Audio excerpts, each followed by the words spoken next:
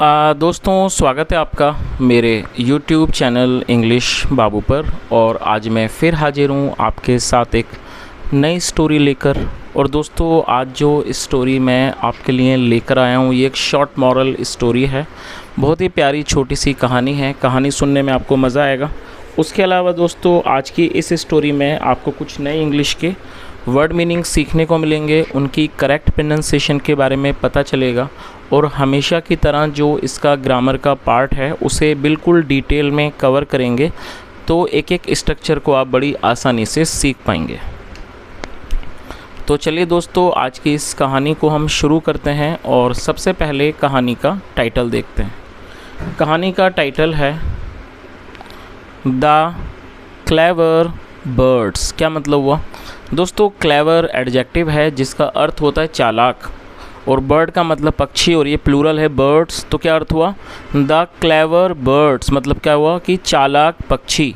तो दोस्तों ये आज की इस कहानी का टाइटल है, शीर्षक है। और अब मैं इसे पढ़ना शुरू करता हूँ। आपसे रिक्वेस्ट है आप कहानी को बिल्कुल ध्यान से सुने, और यदि आज की स्टोरी में आपको कोई भी नया वर्ड या फिर नया स्ट्रक्चर मिले तो आप उसे नोट करें, और यदि कहानी पसंद आए तो लाइक भी ज़रूर करें। तो चलिए इसको शुरू करते हैं।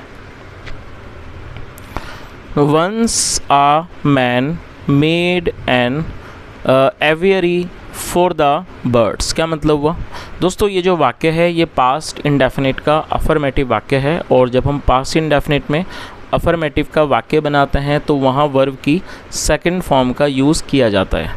MEKE मेक का अर्थ होता है बनाना, और सेकंड फॉर्म है मेड। तो क्या अर्थ हुआ? वंस एक बार, अ मैन एक आदमी ने, मेड बनाया, एन एवियरी। दोस्तों एवियरी नाउन है जिसका अर्थ होता है पक्षीशाला। इसका मतलब कि कोई ऐसा बड़ा पिंजरा जहाँ पर पक्षियों को रखा जाता है उसे एवियरी कहा जाता है। और दोस्तों यहाँ पर एन का यूज़ किया गया है, तो आप इस चीज़ को भी याद रखें कि जब आप कोई भी ऐसे नाउन का यूज़ वाक्य में करते हैं जिसकी शुरुआत किसी भी वाउल साउंड से होती है, AEIOU ये जो हैं वाउल्स हैं, यदि किसी भी नाउन की शुरुआत वाउल से होगी तब आपको वहाँ पर एन का यूज़ करना होता है, जो कि एक प्रीपोजिशन है। तो क्या अर्थ हुआ? वंस एक बार, अ मैन एक आदमी ने, मेड बनाया, एन एवियरी एक पक्षीशाला बनाई, फॉर द बर्ड्स पक्षियों के लिए। It was a large cage in which the birds could live and even fly inside it. क्या अर्थ हुआ? It was a large cage. दोस्तों CAGE केज, केज का अर्थ होता है पिंजरा, और लार्ज का मतलब होता है बड़ा, और ये सिंपल पास्ट का वाक्य है। जब हम सिंपल पास्ट में कोई वाक्य बनाते हैं तो वहाँ पर वॉज या वर्ब का इस्तेमाल हेल्पिंग वर्ब के रूप में किया जाता है, जैसा यहाँ किया गया है। यदि सब्जेक्ट हमारा सिंगुलर होगा तो उसके साथ वॉज का यूज़ किया जाता है। तो ये जो सब्जेक्ट है सिंगुलर है पिंजरा, और इसके साथ वॉज का यूज़ किया गया। और जब सिंपल पास्ट में कोई भी वाक्य बनाएंगे तो वहाँ पर वर्ब का प्रयोग नहीं किया जाता है, मात्र वॉज या वर्ब का ही हेल्पिंग वर्ब के रूप में किया जाता है। साथ में नाउन या फिर एडजेक्टिव को लेकर वाक्य को बनाया जाता है। तो क्या अर्थ हुआ? It was a large cage मतलब ये एक बड़ा पिंजरा था, इन विच जिसमें द बर्ड्स पक्षी कुड लिव रह सकते थे, एंड इवन फ्लाई और उड़ भी सकते थे, इनसाइड इट उसके अंदर। तो इस पूरी लाइन का क्या अर्थ निकला? It was a large cage in which the birds could live and even fly inside it मतलब ये एक बड़ा पिंजरा था जिसके अंदर पक्षी रह सकते थे और उड़ भी सकते थे। चलिए, और दोस्तों यहाँ जो इवन का यूज़ किया गया है वो भी के लिए, जो जैसा आपने सुना होगा जब मैंने इसकी ट्रांसलेशन की तो मैंने भी लगाया, तो उस भी के लिए यहाँ पर इवन का यूज़ किया गया है। चलिए आगे देखिए। The man used to keep fresh grains and water every day in the aviary for the birds. क्या मतलब हुआ दोस्तों? इस वाक्य में यूज टू का इस्तेमाल किया गया है। देखिए यूज टू का प्रयोग पास्ट की किसी भी आदत को दर्शाने के लिए किया जाता है।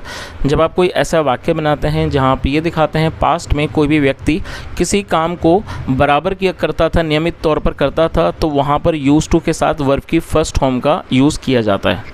और कीप का मतलब होता है रखना। तो क्या अर्थ हुआ? द मैन मतलब कि आदमी, यूज टू कीप रखा करता था, फ्रेश ग्रेन्स, फ्रेश मतलब ताज़ा, ग्रेन मतलब दाना, ताज़े, और ग्रेन का मतलब दाना भी होता है, साथ में अनाज भी होता है। जो आदमी था वो ताज़ा अनाज और पानी एंड वाटर रखता था एवरीडे, हर रोज़ रखता था, इन द एवियरी, पक्षीशाला में, फॉर द बर्ड्स, पक्षियों के लिए। तो इस पूरी लाइन का क्या अर्थ हुआ कि जो आदमी था वो उस पक्षीशाला में पक्षियों के लिए रोज़ ताज़े अनाज और पानी रखता था। आगे देखिए,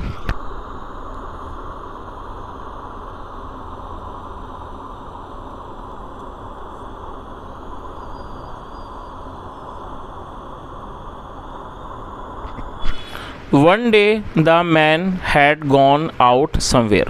दोस्तों ये जो वाक्य है यहाँ हैड के साथ देखिए थर्ड फॉर्म का यूज़ किया गया है। गो का मतलब होता है जाना और थर्ड फॉर्म है गॉन। तो दोस्तों ये पास्ट परफेक्ट का वाक्य है। पास्ट परफेक्ट का मतलब होता है जब हम पास्ट में कोई ऐसा वाक्य बनाते हैं जहाँ ये दिखाते हैं कि पास्ट में कोई क्रिया पूरी हो चुकी थी।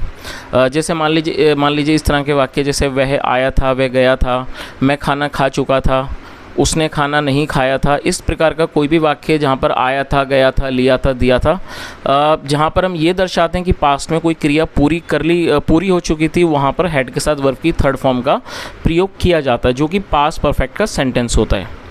तो क्या अर्थ हुआ? वन डे, एक दिन, द मैन मतलब कि आदमी, हैड गॉन गया हुआ था, आउट बाहर गया था, समवेयर मतलब कहीं। तो इस पूरी लाइन का क्या अर्थ हुआ कि एक दिन आदमी कहीं बाहर गया हुआ था। और दोस्तों यहाँ पर मैं आपको पास्ट परफेक्ट के दो वाक्य देना चाहूँगा। आप यदि चाहें तो आप उनको ट्रांसलेट करें और कमेंट में बताएं।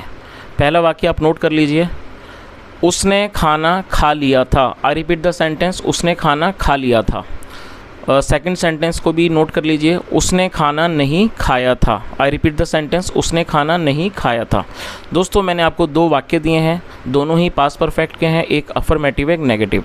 अच्छा, दूसरी बात जो मैंने वाक्य दिए कि उसने खाना खा लिया था, तो लिया था से आप कंफ्यूज ना हो, क्योंकि जब हम पास्ट परफेक्ट में वाक्य बनाएंगे तो वहाँ पर चुका था, चुकी थी, लिया था, जो भी हैं वो पास्ट परफेक्ट की ही कैटेगरी में आते हैं। चलिए आगे देखिए, इन हिज एब्सेंस। दोस्तों ABSENCE, एब्सेंस, ये दोस्तों नाउन है जिसका अर्थ होता है अनुपस्थिति, और आसान भाषा में समझे तो गैर मौजूदगी। और दोस्तों मेरी आपसे एक और रिक्वेस्ट है, जब भी मैं आपको कोई वर्ड बताता हूँ तो मैं आपको एडिशनल इन्फॉर्मेशन ज़रूर प्रोवाइड करता हूँ कि वो शब्द वर्ब है, एडजेक्टिव या नाउन है। तो जब भी आप इन शब्दों को अपनी कॉपी में, नोटबुक में आप नोट करें तो साथ में आप ये भी ज़रूर मेंशन करें कि वो किस टाइप का वर्ड है। तो एब्सेंस नाउन है जिसका अर्थ होता है अनुपस्थिति। क्या अर्थ हुआ?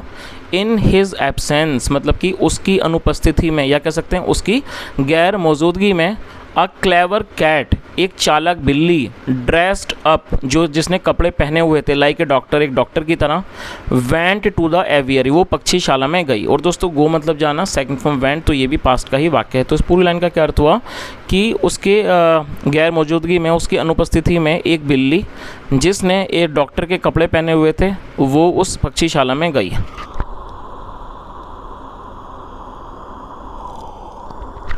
शी सैड, उसने कहा, माई डियर फ्रेंड्स, मेरे प्यारे दोस्तों, ओपन द डोर, ओपन मतलब खोलना, ओपन द डोर दरवाज़ा खोलो, आई एम अ डॉक्टर, मैं एक डॉक्टर हूँ। और दोस्तों ये जो वाक्य है ये सिंपल प्रेजेंट का वाक्य है, जैसे मैंने ऊपर आपको सिंपल पास्ट का वाक्य बताया था जहाँ वॉज वर्ब का इस्तेमाल किया जाता है, ठीक उसी तरह से सिंपल प्रेजेंट में इज़ एम आर का यूज़ हेल्पिंग वर्ब के रूप में किया जाता है। यदि सब्जेक्ट आई होगा तो उसके साथ एम का यूज़ किया जाएगा और साथ में जो भी नाउन एडजेक्टिव होगा उसको लेके वाक्य बनाएंगे।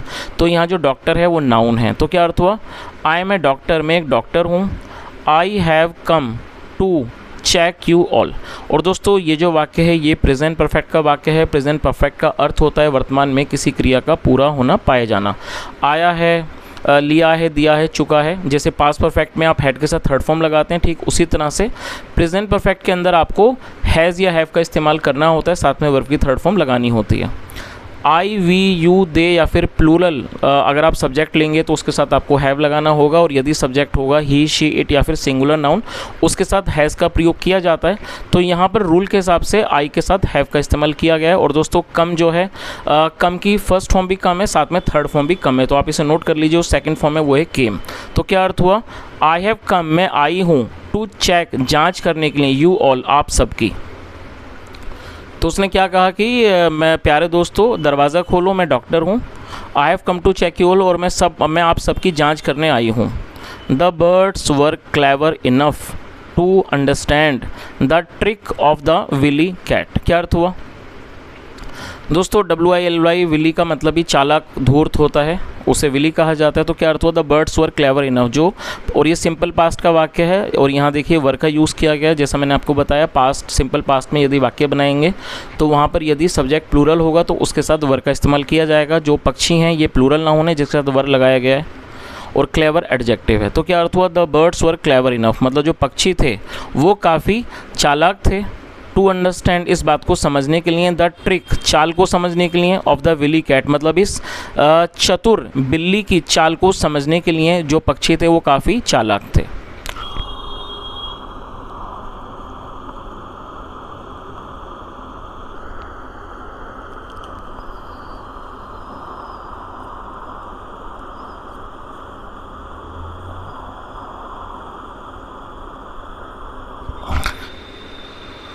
दे सैड, दे का मतलब होता है दोस्तों वे या फिर वे लोग। जब सब्जेक्ट में एक से ज़्यादा लोग होंगे तो वहाँ पर दे का यूज़ किया जाएगा। आप नोट कर लीजिए, जो कि एक प्लूरल नाउन है। दे और से मतलब क्या है ना, second from sad, SAID। They sad, उन्होंने कहा, यू आर अ कैट, आप एक बिल्ली हो। आर एनिमी, दोस्तों एनिमी मतलब दुश्मन, आर मतलब हमारी। यू आर ए कैट, आप बिल्ली हो, आप एक बिल्ली हो। आर एनिमी, हमारे दुश्मन। We won't open the door at all. और दोस्तों वॉन्ट का अर्थ होता है विल नॉट। ये फ्यूचर इंडेफिनिट का नेगेटिव वाक्य है, और विल नॉट को आप शॉर्ट में वॉन्ट लिख सकते हैं। और जब आप कभी इंग्लिश वगैरह में बोलें तो जो विल नॉट से जो ज़्यादा आसान होता है बोलना वो वॉन्ट होता है। जैसे मान लीजिए आप बोल रहे हैं मैं खाना नहीं खाऊंगा, तो I will not eat the food, आप इस बात को ऐसे कह सकते हैं, या फिर I want eat the food, आप दोनों ही तरीके से इसको बोल सकते हैं। तो वॉन्ट से आप समझ जाइए कि ये विल नॉट यहाँ पर लिखा हुआ है, और ये फ्यूचर इंडेफिनिट का नेगेटिव वाक्य है जहाँ पर विल का इस्तेमाल हेल्पिंग वर्ब के रूप में किया जाता है, और एट ऑल का मतलब बिल्कुल भी। तो क्या अर्थ हुआ? वी मतलब हम। We won't open the door at all, मतलब हम दरवाज़ा बिल्कुल भी नहीं खोलेंगे। द कैट सैड, बिल्ली ने कहा, नो नो, नहीं नहीं। आई एम अ डॉक्टर, मैं एक डॉक्टर हूँ। I can not harm you eight all. और दोस्तों हार्म का मतलब होता है हानि पहुंचाना, नुकसान पहुंचाना। तो उसने क्या कहा कि नहीं नहीं, मैं एक डॉक्टर हूं। I can not harm you at all, मैं आपको बिल्कुल भी हानि नहीं पहुंचा सकती। प्लीज़ ओपन द डोर, कृपया दरवाज़ा खोलिए। But the birds refused to do so. दोस्तों रिफ्यूज़ का मतलब होता है मना करना या फिर किसी चीज़ से इनकार कर देना, सेकंड फॉर्म में रिफ्यूज्ड। तो क्या अर्थ हुआ? बट, लेकिन, the birds refused to do so, लेकिन पक्षियों ने ऐसा करने से इनकार कर दिया। सो इसलिए द कैट वेंट अवे, इसलिए जो बिल्ली थी वो चली गई। एट हर डिफीट, अब और दोस्तों आप इस वर्ड को जरूर नोट कर लीजिए, DEFEAT, डिफीट ये नाउन है जिसका अर्थ होता है हार। और दोस्तों दोबारा मैं से आपको बता दे रहा हूँ, ये जो वर्ड है डिफीट, ये वर्ब भी है और एक नाउन भी है। अगर आप इसको वर्ब की तरह इस्तेमाल करेंगे तो आप कैसे करेंगे? मान लीजिए एक वाक्य लेते हैं, मैं उसे हरा दूंगा, तो आप या इसको यहाँ पर वर्ब के रूप में प्रयोग कर सकते हैं, आई विल डिफीट हिम। और यहाँ पर लेकिन इसको नाउन के रूप में यूज़ किया गया है, तो इसका मतलब हराना प्लस हार। तो दोस्तों मैं समझता हूँ आप काफ़ी लंबे समय से वीडियोस देख रहे हैं मेरे, तो आपको इन बातों को समझने में ज़्यादा कठिनाई नहीं होनी चाहिए कि जो नाउन है वो मात्र संज्ञा है, और जो वर्ब है, जो क्रिया है, वो उसमें हम जब ऐसा कोई वाक्य बनाएंगे जहाँ पर किसी क्रिया का होना दिखाएंगे तो वहाँ पर नाउन का प्रयोग नहीं करेंगे, वहाँ पर वर्ब का प्रयोग करेंगे। अब जैसे मान लीजिए मैंने आपको वाक्य बताया कि मैं उसे हरा दूंगा, तो यहाँ पर इसे हम वर्ब के रूप में प्रयोग कर रहे हैं, तो हम क्या बोलेंगे? I will defeat him. लेकिन यहाँ पर इसको नाउन के रूप में यूज़ किया गया, तो आप इस चीज़ को भी याद रखें कि कई ऐसे शब्द होते हैं जो वर्ब भी होते हैं साथ में नाउन भी होते हैं, तो यहाँ पर इसको नाउन के रूप में प्रयोग किया गया है। तो इस पूरी लाइन का क्या अर्थ निकला? सो इसलिए द कैट वेंट अवे, जो बिल्ली थी चली गई, एट हर डिफीट, अपनी हार पर। तो दोस्तों ये आज की एक छोटी सी कहानी थी, और मैंने पूरी कोशिश की आपको हर एक वर्ड की मीनिंग समझाने की। और दोस्तों मेरा हमेशा ही ये प्रयास होता है कि मैं इस तरह के वीडियोस लाऊं जिन